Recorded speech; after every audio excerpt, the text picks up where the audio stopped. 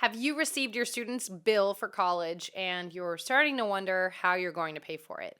Maybe you've exhausted all your options and you need to know how to compare different student loans so that you can pay this bill. Now, today I'm going to share with you what to look for when comparing and deciding between different student loans. Now, make sure you hit subscribe because while, of course, I want to make sure I educate everyone on how to manage student loans and how you and your student can borrow responsibly, my main objective here is to help your family avoid student loans, or maybe even if you have to borrow them for the first year with your student, to prevent that for following years. So that said, every week I release a new strategy on how to work towards that debt-free education. So again, make sure you hit subscribe. Hey there, my name is Jocelyn Pearson, and I'm the founder of the Scholarship System, where we talk all about scholarships, and Debt-Free Degree Lab, where we talk about all the strategies beyond scholarships so that we can help your family build a strong financial future rather than one where your student is paying on student loans for decades to come. Now, our bread and butter are the scholarships. That's how we avoid student loans.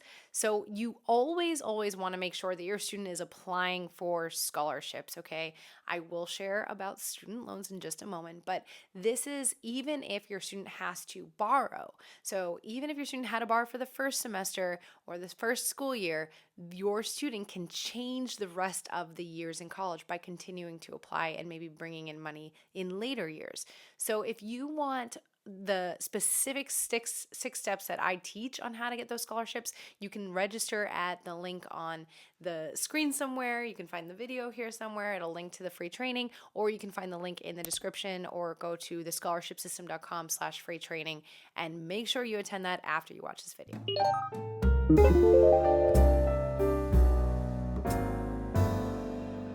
All right, so let's get into student loans. Not a sexy topic, but so important because some of these comparisons can really make a difference when it comes to how much your student is paying, whether or not you're going to be responsible, and so many different aspects. Now, every different student loan provider has their own benefits and their own pros and cons. So you really will want to look at multiple different options here. Now, we have an entire student loan playlist where I show how to calculate interest, the different types of loans, all of the basic information that you and your student will need. Also, if you go to thescholarshipsystem.com/lenders, we have a summary with some links to some of our favorite lenders or our preferred lenders if your family does need to borrow money. So let's get into, when we're looking at those lenders, how do we compare? Now, when comparing, pretty much always the winner will be the federal student loans over private student loans. So when I'm talking about comparing different lenders, I'm really focused on those private student loans. So this is where your family, you've already submitted FAFSA, you received some sort of student loans through the government, through FAFSA, through the university. Those will be your first line of defense when it comes to borrowing money. Those will always be better terms. They don't need a cosigner. They're typically best interest rate. Payback terms, we saw they were immediately removing payments for COVID. So this will be the first type. But then after that, if there's still a remaining gap, we need to go to private lenders. That's where this comparison really comes into play.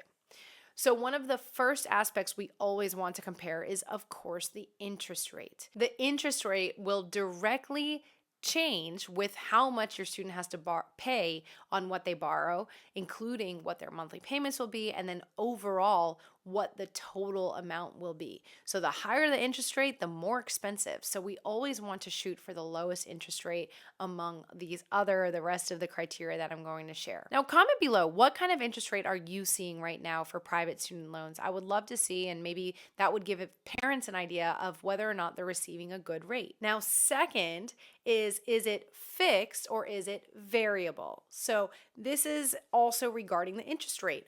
When your student signs up for the loans, or if you have to co-sign when you are signing up for them as well, does that interest rate, will it change in the future, or is it fixed for the life of the loan? Now, typically we would actually prefer fixed at this time because most of economic people, they think that rates will be going up. So we don't want to sign up for an increasing interest rate. But that said, some people, if you think it'll go down, then maybe that's something you want to consider. It's always, of course, up to you. And maybe you should talk to a financial advisor on that. But ultimately, it's about understanding fixed versus variable. This has to do with whether or not that interest rate will change during the life of the loan.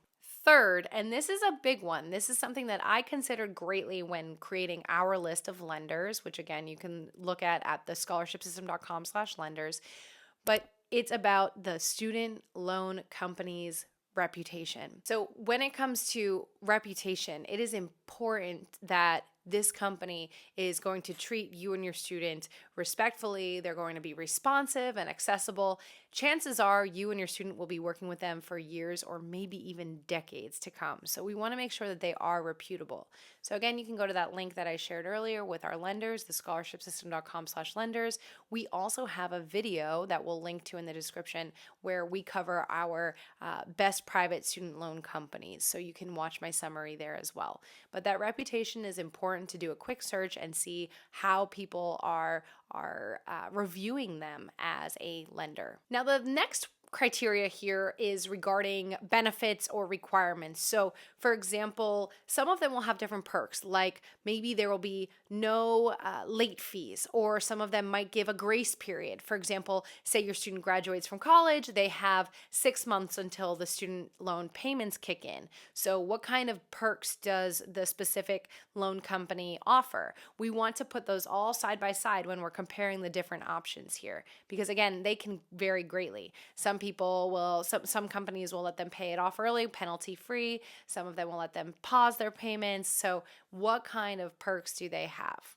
Another one here is what kind of, do they have a specific criteria as far as where a student can use the money for a specific program, for example, like some lenders only lend to law students. Now, the next one is a big one, and that is, will it require a cosigner? Most private student loans, depending on the amount that your student is borrowing, will require a cosigner for that private loan money, which means that you as a parent will be on the hook. This is not something where you can say, well, this is my student's student loan, not mine. If you co-sign it, you are just as responsible as they are to pay back the money. In fact, I've found a parent where she's co-signed $100,000 and her daughter ended up not paying it back, and she had to make those payments to avoid her own credit being destroyed. So this is why I always tell parents to make strong financial decisions, not just for your student, but for yourself as well. Okay. So I know in some situations, co-signing, it might feel inevitable. Maybe we need to make a different decision. That's where all of these other videos on our channel can come into play. But the big thing here is knowing that if you co-sign, you are just as responsible. There are some perks for some companies where after a certain period of time, the cosigner can then be removed. So that might be something that you want to look into. Now, the last comparison here is the lender approved by the university, and vice versa? Some lenders have specific schools that they will lend to or will not lend to. So of course, we don't want to go through the whole process and borrow the money just to find out we can't even technically use it at that school. So making sure that they do accept your student's university and your university accepts the lender. So that said, just to recap, it is important to compare student loans, federal loans versus private loans, and then within private loans to compare all of these different aspects that I just covered. Now, when it comes to borrowing student loans, I still always recommend pursuing all the different avenues first. And even after, we had one student where they had to borrow $9,000 in student loans her freshman year. Then they found us at the scholarship system, followed all of our different strategies. By sophomore year, she broke even. She didn't have to borrow anything. By junior year, she received an overage check. So it is possible to change your student's trajectory and really their entire future by continuing with the strategies to work towards that debt-free degree. So don't think once your student and you sign that dotted line, the game is over. It is just beginning, and it can continue all the way until your student graduates from college graduation, not high school, from college. So don't think the ship has sailed. There are still tons of other opportunities. Check out that scholarship training that I mentioned, which we will link to in the description. But there are grants, are ways to make money, ways to save money, so many different strategies, which you'll see on our YouTube channel. But that is important to just understand that it is not over if you're borrowing money for this upcoming semester, okay? But that said, if you are borrowing, if your student is borrowing, at least you can now borrow responsibly. All right, make sure you hit subscribe to follow all those other strategies, and I'll see you in the next video.